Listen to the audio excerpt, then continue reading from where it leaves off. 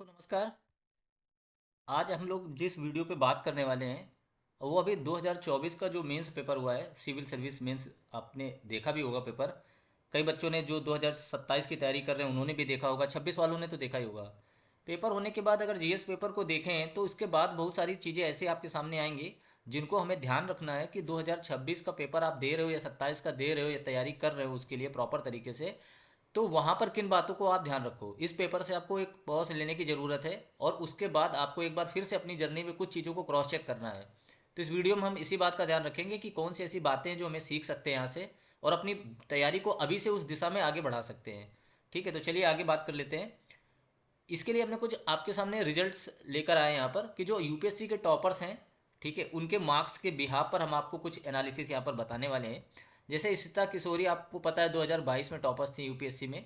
ठीक है, तो यहाँ पर जो इनके पेपर अभी आपके हुए हैं, एसए का पेपर हुआ, जीएस पेपर 1 हुआ, जीएस पेपर 2 हुआ, जीएस पेपर 3 हुआ, जीएस पेपर 4 है।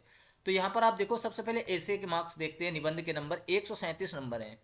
बहुत ज़्यादा मार्क्स होते हैं, 137 बहुत ही बड़ी बात होती है इतने नंबर लेकर आना। और ये भी पहले अटेम्प्ट पे लेके आई थी इशिता किशोरी, तो बहुत बड़ी बात है कि पहले अटेम्प्ट में ऐसे जैसे पेपर पे इतने नंबर लाना। ठीक।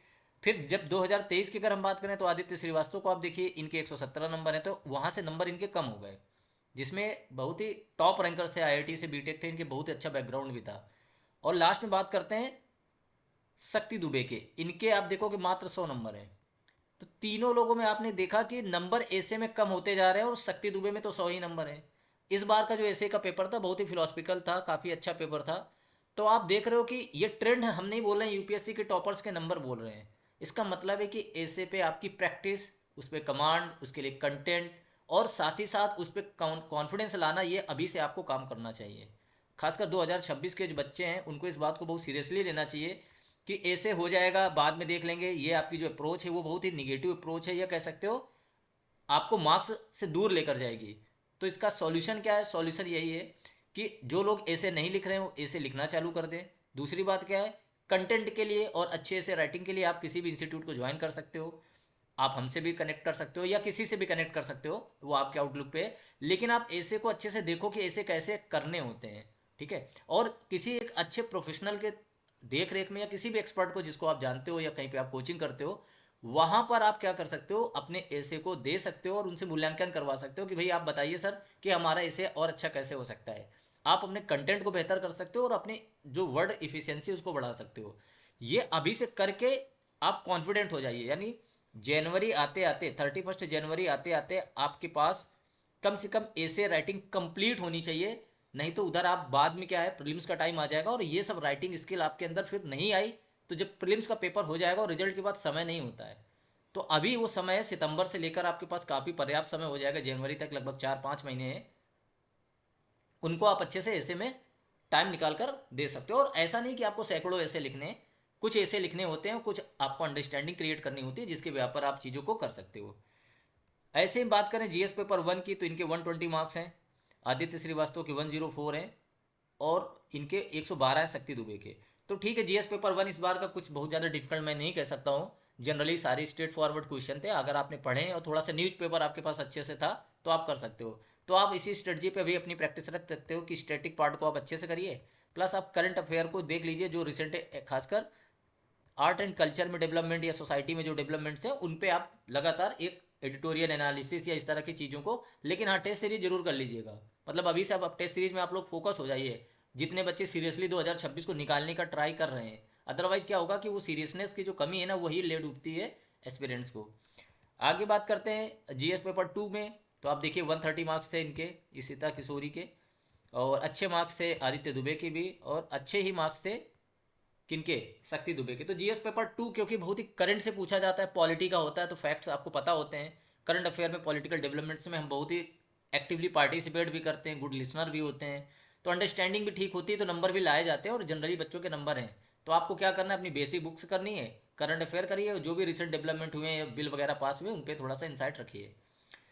पेपर 3 की अगर बात करें तो देखो नंबर नहीं आते हैं यहाँ पर, ना इशिता किशोरी के नंबर आए थे, ना आदित्य श्रीवास्तव के ज़्यादा नंबर आए थे, और ना आप देखोगे शक्ति दुबे के नंबर आए थे। तो पेपर 3 का कारण ये है कि बहुत ही डायनेमिक का उसका रीजन होता है।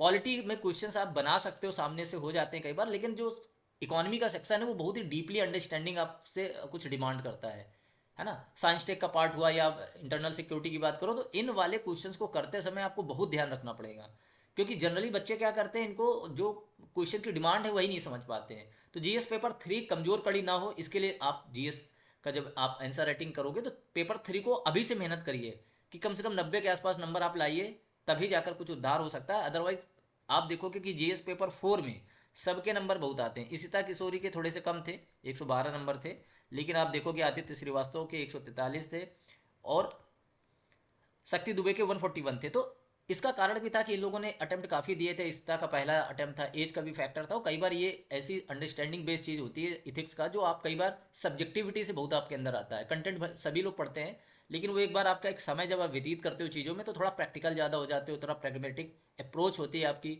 आप ज़्यादा कुछ होलिस्टिक तरीके से चीज़ें देख पाते हो। वो एज फैक्टर भी मैटर करता है और कई बार पढ़ा हुआ होता है, इसलिए थोड़ा सा ज़्यादा बेहतर कर पाते हो। तो इथिक्स में हमेशा याद रखो, जो लोग बिगिनर हैं जिन्होंने बहुत ज़्यादा अटेम्प्ट नहीं दिए हैं, एक अच्छे एक्सपर्ट के द्वारा आप जरूर पढ़िए, क्योंकि वो जो इंसाइट आएगा और आंसर राइटिंग में जब वो आपको बताएंगे कि क्या बेटर कर सकते हो, वहीं से आपके नंबर बढ़ेंगे, है ना। कोई दूसरा तरीका तो नहीं हो सकता फिलहाल, क्योंकि आपने एकदम से नॉलेज तो आ नहीं जाएगा या एक्सपीरियंस गेन कर लोगे, वो तो समय देने के बाद आता है। ठीक है, तो ये जीएस पेपर 4 के लिए है। तो अगर मैं कंक्लूजन की बात कहूँ तो सबसे पहले तो सितंबर से आप सबको लग जाना चाहिए, अपनी टेस्ट सीरीज वगैरह स्टार्ट कर दीजिए जहाँ भी आपको करना है। दूसरी चीज़ आपको क्या करना है कि एक अच्छे मेंटोर की देख रेख में अपनी चीज़ों को करिए, साथ ही साथ अपनी स्टैंडर्ड बुक्स को भी पढ़िए, जो भी आपकी स्टैंडर्ड बुक्स हैं। करंट अफेयर के लिए आप मैगजीन वगैरह तो देख ही रहे होगे, लेकिन न्यूज़पेपर एनालिसिस मत छोड़िएगा, नहीं इसके बिना मेंस निकलना ही नहीं है। तो द हिंदू या इंडियन एक्सप्रेस आपको, खासकर जो ऑप्शनल के बच्चे हैं जैसे पीएसआईआर वगैरह, वहाँ पर इंडियन एक्सप्रेस बहुत हेल्प करता है। बट अगर जीएस पॉइंट ऑफ व्यू से करो तो द हिंदू बहुत है, मोर देन इनफ है, आप उसको कर सकते हो।